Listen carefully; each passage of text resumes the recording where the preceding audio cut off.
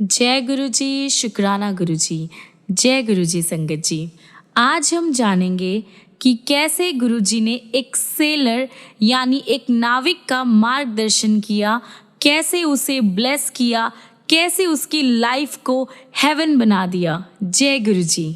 आगे बढ़ने से पहले संगत जी आपके अपने चैनल गुरुजी सत्संग वर्ल्ड को सब्सक्राइब कर लीजिए ताकि आपको ऐसे सत्संग, ऐसे वीडियोस और ऐसे चमत्कार रोज़ रोज़ सुनने को मिले। और अपने वीडियोस को बाकी अपने जो गुरु परिवार है, गुरु संगत है, उनके साथ शेयर कीजिए ताकि वो भी हमारे गुरु जी से बहुत जल्द ही जुड़ सके। और हाँ, अगर आप में से कोई अपना सत्संग हमारे साथ शेयर करना चाहता है, बाकी गुरु संगत के साथ शेयर करना चाहता है, तो नीचे दिए गए नंबर और जीमेल आईडी पे आप हमें मैसेज कर सकते हैं। आपके सत्संग भी बहुत जल्दी संगत के साथ शेयर किए जाएंगे। जय गुरु जी।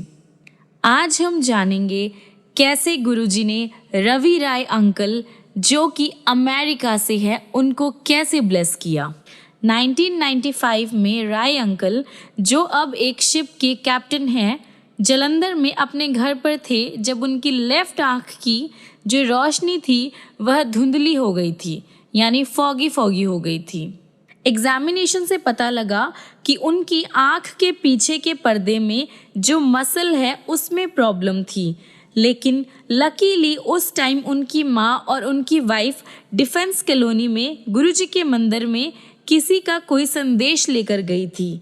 उसके बाद उनकी माँ चाहती थी कि उनका बेटा गुरुजी के दर्शन के लिए जाए। राय ने पहले तो मना कर दिया, पर वह अपनी माँ को वहाँ तक छोड़ने के लिए मान गए। वहाँ पहुँचने के बाद वह भी अंदर चले गए। वह भी जानना चाहते थे कि अंदर है क्या। माँ की जो भावना होती है, तो उस तरह ही राय अंकल की माँ भी चाहती थी कि उनका बेटा फिर से ठीक हो जाए। उन्होंने गुरुजी को अपने बेटे की जो प्रॉब्लम थी उसके बारे में बताया, तो गुरुजी ने उनको एक अलग कमरे में जाकर वेट करने को कहा। राय अंकल उस कमरे में चले गए थे और उनके मन में विचार आया कि वो वहाँ पर क्या कर रहे हैं। ठीक उसी समय गुरुजी ने उस रूम में एंटर किया और पूछा कि वह उनके लिए क्या कर सकते हैं। उन्होंने राय अंकल को कुछ पान के पत्ते लाने को कहा। उन्हें अभिमंत्रित कर उन्होंने राय अंकल को इस निर्देश के साथ दिए कि वह उसे अपनी आंखों के ऊपर रख कर 1 घंटे के लिए हल्की पट्टी बांध ले। उसके बाद उन पत्तों को बहते पानी में जल प्रवाह कर दे। राय अंकल ने वैसा ही किया और 1 घंटे के बाद उनकी आंख की रोशनी ठीक हो गई थी। राय अंकल ने गुरुजी के दर्शन के लिए जाना शुरू कर दिया। तीसरी या चौथी बार जाने पर उन्हें एक ड्रीम दिखाई दिया। ड्रीम में उन्हें उठाया गया और उन्होंने देखा कि उनके कमरे की दीवार पर नीली एक लाइट है, एक आभा है। उसमें उन्हें शिव दिखाई दिए और उनके पीछे पीले कपड़े पहने हुए गुरुजी, पर गुरुजी के सिर के जगह पर शिवलिंग था। उन्होंने अपनी वाइफ अनु को जगाया, पर तब तक वो जो ऑरा था, वो जो लाइट थी, वह गायब हो गई थी। उस टाइम तक राय अंकल शिव को सिर्फ एक इमेजिनेशन मानते थे। गुरुजी ने राय फैमिली पर अपनी ब्लेसिंग्स जो है वो शुरू कर दी थी। अनु की पीठ के निचले हिस्से में काफ़ी ज़्यादा एक दर्द हो रहा था। उनका जो एक मनका था वह हिला हुआ था। वह सदा चौड़ी पेटी बांधे रखती थी, मतलब एक बेल्ट जो है बांध कर रखती थी। डॉक्टर्स के अकॉर्डिंग उसका सिर्फ एक इलाज था, वो था सर्जरी। लेकिन उसमें सबसे बड़ी जो प्रॉब्लम थी वह ये थी कि अनजाने में किसी और जो नस को अगर चोट पहुंच गई तो उससे उनको पैरालिसिस भी हो सकता है। गुरुजी को इस समस्या का जब पता लगा, उन्होंने चम्मच अनु की पीठ पर लगाकर उनका एग्जामिनेशन किया। उनका जो दर्द था वो तुरंत वहीं पर ख़त्म हो गया और फिर कभी नहीं हुआ। उसके थोड़े दिन बाद जब वो कपल हेमकुंड साहिब गए, जहाँ पर 22 किलोमीटर का पैदल का रास्ता है, अनु सबसे आगे चल रही थी। राय अंकल को अपने शिप पर जाने में 1 और मास का टाइम था। उनके पास 1 महीने का टाइम बचा था। उन्होंने अपनी मौसी, जिनके दिल का जो वॉल्व था वो बदला जा चुका था, उन्होंने उनको जलंधर बुलाने का तय किया, जिससे गुरुजी के आशीष का फल वो प्राप्त कर सके, वह फल ले सके। इस टाइम में गुरुजी उससे हमेशा पूछा करते थे कि वह शिप पर कब जा रहे हैं, तो उनका जवाब 1 महीना ही होता था। वह राय अंकल को एक शब्द भी सुनने को कहते थे, जिसके शब्द कुछ इस प्रकार थे: नया भक्त पहली सीढ़ी पर ही है, पर उसने सबको आस्था के मार्ग पर बुलाना आरंभ कर दिया है। फिर भी इन संकेतों को या इन सिम्टम्स को अनदेखा कर राय अंकल ने अपनी जो एक योजना थी उसके अकॉर्डिंग पुणे गए और मौसी को लेकर वापस आए। जब वह गुरुजी के दर्शन के लिए गए तो दर्शन नहीं हुए। भक्त बताते थे कि गुरुजी पाठ कर रहे हैं या जो मेन गेट है वह बंद होता था। ज़रूरी था कि कोई बात तो थी, मतलब कुछ ऐसा बात रही होगी जिस वजह से गुरुजी दर्शन नहीं दे रहे थे। फिर एक दिन गुरुजी के दर्शन हो ही गए। गुरुजी ने मौसी को आशीर्वाद दिया और पुणे वापस जाने को कहा, लेकिन गुरुजी के इस बात को माना नहीं गया। फिर से गुरुजी के दर्शन पर जाने पर उन्होंने फिर उनको वापस घर जाने को कहा। राय अंकल के पूछने पर कि क्या वह यहीं पर रह सकती है, गुरुजी चुप रहे। क्लियर था कि वह उन्हें वापस पुणे भेजना चाह रहे थे। जल्द ही राय अंकल अपने शिप पर जाने के लिए जलंधर से चलने वाले थे कि उनकी मौसी के दिल में प्रॉब्लम हो गई। उन्हें वहीं के एक हॉस्पिटल में एंट्री दिलवाई गई। जब तक राय अंकल अपने शिप पर पहुंचे, उनकी मौसी की जो कंडीशन थी वो बहुत ज़्यादा बिगड़ चुकी थी, लेकिन गुरुजी के कारण उनके अंतिम दिन बहुत ही खुशी से बीते। उनके परिवार के सदस्य भी उनसे मिल सके। मौसी ने अपने परिवार के जो भी मेंबर्स थे उनको बताया कि गुरुजी के कारण ही वह उन्हें देख पाए और उनसे बात कर पा रहे हैं। उनकी जो मृत्यु थी वो भी पीसफुली हुई संगत जी। पर राय अंकल को डाउट था, मतलब उनको जो एक संदेश मिल गया था कि अगर वो उन्हें पुणे वापस ले जाते तो उनका जो एंड है वह ऐसे नहीं होता। राय अंकल एक बार अपनी कंपनी बदलना चाह रहे थे, क्योंकि अपने काम में बिजी होते हुए भी पिछले 4 साल से शिप के कैप्टन के जो पद थी, उनकी जो एक प्रमोशन थी वह रुकी हुई थी। वह चंडीगढ़ में अपनी वाइफ का जन्मदिन मना रहे थे जब उनको बॉम्बे से एक दूसरी कंपनी से कॉल आया। उन्होंने उन्हें कैप्टन का जो पोस्ट थी वह लेने की बात कही। राय अंकल गुरुजी की आज्ञा लेने दिल्ली आए तो गुरुजी ने केवल घूम आ कह के बात टाल दी। बॉम्बे पहुंचकर राय अंकल ने रूल्स के अकॉर्डिंग अपने हेल्थ का एग्जामिनेशन करवाया। फिर उस कंपनी के जो भी अपर पोस्ट पे थे, जो भी अधिकारी थे, उनसे मिले। बात करते हुए उन्होंने उनके जो चेंजेस थे उसमें, उनका जो नेचर था उसमें एक चेंज देखा। वह उनको कैप्टन बनाने से पहले 2 महीने तक शिप पर काम करने को कह रहे थे और राय अंकल ने मना कर दिया। वापस आकर उन्हें पता लगा कि उनकी पुरानी कंपनी उन्हें वापस बुला रही थी। गुरुजी ने उनके साथ काम करने का ही परामर्श दिया कि आप उनके साथ ही काम करो। और रिजल्ट्स ये आए जब राय अंकल स्कॉटलैंड गए, जहाँ पर उनका जहाज बंदरगाह पर आने वाला था। शिप उनकी 2-3 दिन देरी से आई और वो वहीं पर रहे। जिस दिन शिप उनकी आने वाली थी, राय को एक ड्रीम आया। उन्होंने गुरुजी को उन्हें एक तिथि बताते हुए देखा, एक डेट बताते हुए देखा, वो थी 15 जुलाई। उनकी नींद टूट गई और वो बहुत सोचने पर भी उन्हें इस डेट का कोई भी मतलब समझ नहीं आया। जब जहाज यहाँ पे आया तो उन्हें जो भी जहाज के कैप्टन थे उसको डिस्चार्ज नहीं करना था, लेकिन जो उनके ऑर्डर्स थे वो यह थे कि वह राय अंकल को कैरेबियन तक अपने साथ काम करवाते हुए ले जाए और वहाँ पहुंचकर राय अंकल को जो भी शिप थी उसका जो कैप्टन की पोस्ट थी वह सौंप दे। राय अंकल को इस बारे में कुछ नहीं पता था और जब वो राय अंकल वहाँ पर पहुँचे अपना कैरेबियन पहुंच गए तो राय ने अपना कैप्टन का कार्यभार, जो उनका पोस्ट था, उनका जो काम था, वह उन्होंने संभाला और उस दिन वह डेट थी 15 जुलाई।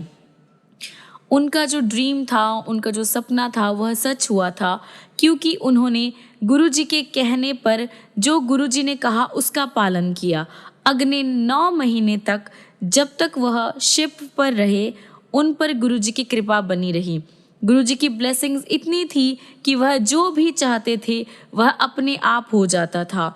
वह इस सोच से डरे हुए थे कि वह कोई और एक इच्छा ना जता बैठे या वह कोई ऐसी इच्छा ना कर बैठे जो गलत हो। गुरुजी क्या नहीं कर सकते। 1997 में राय अंकल अपना न्यू पासपोर्ट बनवाने बॉम्बे गए। ये काफ़ी ज़्यादा ज़रूरी था। जब वह अपना नया पासपोर्ट बनवा रहे थे तो उन्हें पता लगा कि वह अपना पुराना पासपोर्ट, जिसमें अमरीकी वीज़ा था, वह खो चुके थे। वह काफ़ी ज़्यादा परेशान हुए कि उन्हें पासपोर्ट चुराने वाले जो एक चोरों का जो ग्रुप था, वह उनमें से एक मेंबर उसे मिला। उसने उनके पासपोर्ट के जो भी डिटेल्स थी, उसके पैसे लिए और उन्हें वह ढूंढ कर लौटा दिया। राय अंकल का बेटा भी गुरुजी की ब्लेसिंग से दूर नहीं था। उसने मैथ्स और साइंस सब्जेक्ट्स लिए थे, तो गुरुजी ने उसे वो सब्जेक्ट्स पुणे में पढ़ने के लिए कहे थे। पुणे में राय अंकल के मामा रहते थे। जब बाप बेटे दोनों पुणे पहुंचे तो उन्हें पता लगा कि कोई खाली जगह नहीं है, क्योंकि वह एग्ज़ाम में नहीं बैठा था।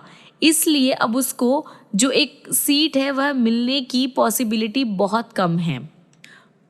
पुणे कॉलेज ने एक डिसीजन लिया कि वह थोड़े से और बच्चों को एडमिशन्स देंगे, तो वह एग्ज़ाम में बैठा और उसे एंट्री मिल गई।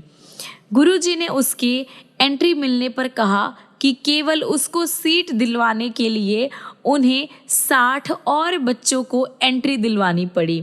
फिर गुरुजी को उसे हर साल पास भी करना पड़ा। उस पर गुरुजी की जो दिव्य कृपा थी, जो उसकी जो ब्लेसिंग्स थी, वह उसके ऊपर बनी हुई थी।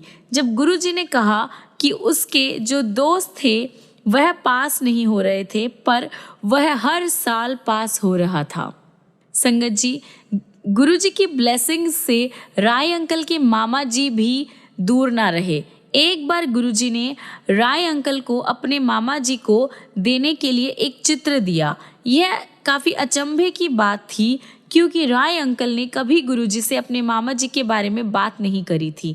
जब पुणे में राय अंकल ने वह स्वरूप अपने मामा जी को दिया तो उनके मामा बोल उठे कि गुरुजी को कैसे पता है। तो राय अंकल को कौतूहल हुआ और वह सही बात जानना चाहते थे। उनको जिज्ञासा हुई बहुत ही। यह दुख की बात थी कि राय अंकल के मामा जी को शादी के 30 वर्ष होने के बाद भी उनके कोई संतान नहीं थी, उनके कोई बच्चे नहीं थे। गुरुजी का स्वरूप आने के बाद उनके मामा जी के यहाँ एक बेटा पैदा हुआ। उस समय तक वह गुरुजी से मिले भी नहीं थे। बेटा होने के बाद वह पुणे से गुरुजी के दर्शन करने आने लगे। राय अंकल और उनकी पूरी फैमिली जो है गुरुजी की संगत थी, गुरुजी को मानती थी, पर उनके जो पिता थे वह दर्शन के लिए नहीं आना चाहते थे। उनका कहना ये था कि इंसान को अच्छा रहकर सिर्फ भगवान से जो रिलेशन बनाना चाहिए, कोई उनके न आने की बात से असहमत भी नहीं था। एक दिन राय अंकल की जो फैमिली थी गुरुजी के दर्शन के लिए अपने फादर को यह बोलकर आए कि वो शहर जा रहे हैं। जब वह गुरुजी के पास आए तो उन्होंने यह जानते हुए कि वह अपने पापा से क्या कहकर आए हैं, उनको शहर जाने को कहा। राय फैमिली घर लौटी और प्रेरित होकर उससे इन्फ्लुएंस होकर अपने पिता को गुरुजी के बारे में बताया। गुरुजी ने पिता की भी रक्षा करी। गुरुजी की आज्ञा पर राय फैमिली अपना घर जालंधर से चंडीगढ़ बदल रही थी। फैमिली पहले गई और राय के जो पिता सामान ला रहे थे उसमें गुरुजी का चित्र भी था। जिस दिन राय अंकल के पिता चंडीगढ़ में नए घर में पहुंचे, उनको दिल का दौरा पड़ा। उन्हें हॉस्पिटल में ले गए। गुरुजी उस समय दिल्ली में थे और राय अंकल अपने जहाज पर टोक्यो में। राय अंकल अपने रूम में सो रहे थे जो अंदर से बंद था और उन्हें ऐसा लगा जैसे कोई पैर हिलाकर उनको जगा रहा है। उसी टाइम उनकी वाइफ का फ़ोन आया कि उनके फादर की जो कंडीशन है वह ठीक नहीं है। राय अंकल ने जवाब दिया कि उन्हें अभी अभी गुरुजी ने जगाया है और वह पापा की भी रक्षा करेंगे। इतने में पता लगा कि उनकी जो फादर की जो आर्टरीज बंद हो गई है, पर वह हॉस्पिटल से वापस घर आ गए हैं। 10 दिन बाद वह फिर से अपना होश खो बैठे। इस बार गुरुजी को समस्या से अवगत कराया गया, मतलब गुरुजी को बताया गया। उन्होंने कपल को बुलाकर एक उपचार दिया। जल्दी ही राय अंकल के पिता की हेल्थ कंडीशन में काफ़ी ज़्यादा प्रोग्रेस हुई, पर उनका एक एग्जामिनेशन ज़रूरी था। गुरुजी ने राय अंकल को उससे एक दिन पहले अपने पिता को विस्की का पेग पिलाने को कहा। जब रिजल्ट्स आए तो डॉक्टर्स कुछ नहीं बोले। वह रिजल्ट लेकर दूसरे डॉक्टर्स के पास गए। वापस आकर वह काफ़ी ज़्यादा जो शॉक थे डॉक्टर्स, उन्होंने बताया कि इनका दिल तो बिल्कुल ठीक है। संगत जी, गुरुजी ने राय अंकल के फादर को भी बिल्कुल ठीक कर दिया।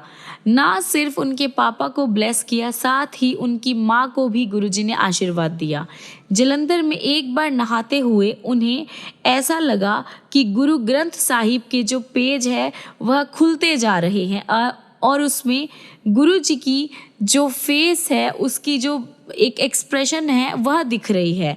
उनकी माँ ने कहा कि गुरुजी ने हमें खुद दर्शन दिए। जय गुरुजी, शुक्राना गुरुजी। गुरुजी ने हमें खुद आकर पाठ करवाया। मतलब कोई भी उनकी जो ब्लेसिंग्स है उससे दूर ना रहा। संगत जी, मेरा पूरा परिवार, राय अंकल का पूरा परिवार को गुरुजी ने ब्लेस किया। जय गुरुजी, शुक्राना गुरुजी। आइए संगत जी, अब हम अगला सत्संग सुनेंगे कमांडर राजकुमार शर्मा अंकल, जो कि गुड़गांव के रहने वाले हैं। अंकल जी लिखते हैं, मैं क्लाइमेट टावर सेक्टर 56 गुड़गांव में रहता हूँ। ये मेरा और मेरे फैमिली के मेंबर्स का एक लक है जो उन्हें गुरुजी के चरणों में आने का मौका मिला, उनके साथ जुड़ने का मौका मिला। इस टाइम ड्यूरेशन में मात्र गुरुजी के हाँ कहने भर से ही हम अपना जो लाइफ है, हम जो अपनी लाइफस्टाइल है वह हमने चेंज होते हुए देखी है। मैं अब ये समझ गया हूँ कि गुरुजी स्वयं शिव है और उनकी जो पावर है, उनकी जो एबिलिटी है वो सबसे बढ़कर है। गुरुजी महाशिव है, वह दया और प्रेम से भरपूर है संगत जी, और हमें अपने चरणों से जोड़े रखते हैं, अपनी ब्लेसिंग्स हम पर करते हैं। जय गुरुजी। संगत जी, गुरुजी ही है जिसकी वजह से हम जी रहे हैं, जिस वजह से हम यहाँ पे एग्जिस्ट करते हैं। हम अपने गुरुजी, अपने ईश्वर और इस ब्रह्मांड के जो स्वामी हैं उनके नीचे, उनकी छत्र छाया में, उनकी ब्लेसिंग्स में हम अपनी लाइफ का जो ये आनंद है संगत जी, सिर्फ उनके होते हुए ही ले रहे हैं। संगत जी, मेरी बेटी शुभा 2 साल की एज से ही अस्थमा और एरिसिप्लिस की रोगी थी, मतलब उसकी पेशेंट थी। उसको यह प्रॉब्लम झेलते हुए 17 इयर्स हो गए थे जब 2000 शुरू हुआ था।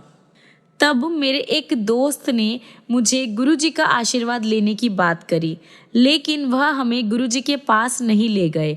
उस समय हम कालकाजी में रहते थे। अगस्त 2000 में एक दिन जब हम सुल्तानपुर में एम्पायर स्टेट से गुजर रहे थे, मुझे अपने मित्र की बात याद आई और मैंने अपनी वाइफ को बताया। उसी समय मैंने डिसाइड किया कि गुड़गांव आने के बाद मैं गुरुजी के दर्शन के लिए ज़रूर जाऊंगा। उस समय गुड़गांव में एक मकान की जो किश्त देने में आ रही कठिनाइयों के कारण हम उसे बेचना चाह रहे थे। मेरे फादर उस टाइम हमारे गाज़ियाबाद वाले घर में रह रहे थे और उनसे हमें धन की कोई भी आशा नहीं थी, मतलब कि वो हमारी फाइनेंशियली कोई हेल्प करेंगे, हमें उसकी कोई भी उम्मीद नहीं थी। अचानक गुरुजी के दर्शन करने के जो हमने डिसाइड किया था, उसके 15 दिन बाद ही मेरे पापा ने मेरे बड़े भाई को मेरे से गाज़ियाबाद वाला घर खरीदने को कहा। इससे मेरे पापा उस घर में रह सके और मुझे सितंबर 2000 तक गुड़गांव वाले घर के लिए पैसे मिल गए थे। गुड़गांव आकर रहने की सारी समस्याएं, सारी प्रॉब्लम्स अब खत्म हो गई थी। 16 सितंबर 2000 को अचानक मेरी बेटी को स्किन में प्रॉब्लम हो गई थी और उसकी यह कंडीशन 4 महीने तक बनी रही। रिजल्ट्स ये आए कि वह अपनी जो हाफ ईयरली एग्ज़ाम्स होते हैं वह नहीं दे पाई। होम्योपैथी मेडिसिन्स का जो वो ले रही थी सेवन करने से जनवरी 2001 तक उसकी जो स्किन थी वह साफ़ हो गई थी, पर कुछ जो निशान थे वह रह गए थे। 26 जनवरी 2001 को हम अपने गुड़गांव वाले घर में रहने के लिए आ गए। पता नहीं क्यों मुझे लग रहा था कि हमारे गुड़गांव आना और मेरी बेटी की जो हेल्थ में सुधार आया वो सब का कारण सिर्फ गुरुजी ही है, और मैंने एम्पायर स्टेट में गुरुजी के दर्शन करने का मन बना लिया बिना किसी कारण विशेष कि इस कार्य के लिए मैंने 17 फेब 2001 की डेट डिसाइड करी और संयोग से कोइंसिडेंटली उस दिन शिवरात्रि का दिन था। एम्पायर स्टेट पहुंचने पर कुछ लोगों ने मुझे डायरेक्शंस देकर बताया कि हमें कहाँ पर जाना है। मैं भाटी खान में जो भाटी माइंस में बड़े मंदिर है वहाँ पहुँचा। मुझे गुरुजी के दर्शन हुए। किसी कारणवश मुझे ऐसा लगा कि मैं जीवन भर इन्हीं गुरुजी को ढूंढ रहा था। जैसे जो मेरी बेटी थी वह पढ़ाई में काफ़ी ज़्यादा अच्छी थी, लेकिन बीमार होने के कारण उसको उसी क्लास में रोक लिया गया था।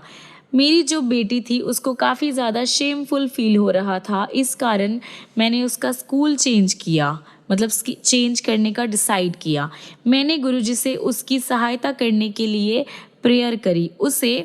वह साइंस की स्टूडेंट थी, पर उसे गुड़गांव के ही एक स्कूल में क्लास 11 में एडमिशन मिल गया था, पर जो सब्जेक्ट था वो कॉमर्स था।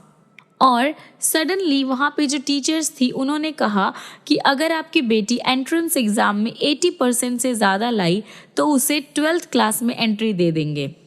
उसे समर सीज़न की जो छुट्टियां होती है उसमें पढ़कर एंड में उसको एग्ज़ाम देना था। हमने गुरुजी से प्रेयर करी और शुभा ने काफ़ी तैयारी भी करी। गुरुजी की दया से जब रिजल्ट्स आए तो उसे 12th क्लास में एडमिशन मिल गया। टीचर्स के ऐसा करने का कोई भी जो बंधन था कोई नहीं था। हम उन्हें जानते तक नहीं थे, हमारा कोई उनसे रिलेशन नहीं था, ना हमने उनसे कोई मांग रखी थी। यह सिर्फ गुरुजी थे जिन्होंने हमारी बेटी की एडमिशन करवाई, जिन्होंने मेरी बेटी को ब्लेस किया। नवंबर 2001 में गुरुजी पंजाब चले गए। मैं हर वीक लगातार एम्पायर स्टेट जाता रहा।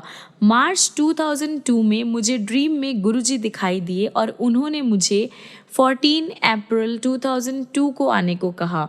मैंने यह बात अपनी वाइफ को बताई और फिर एम्पायर स्टेट नहीं गया। 14 अप्रैल को एम्पायर स्टेट जाने पर मुझे गुरुजी के दर्शन हुए।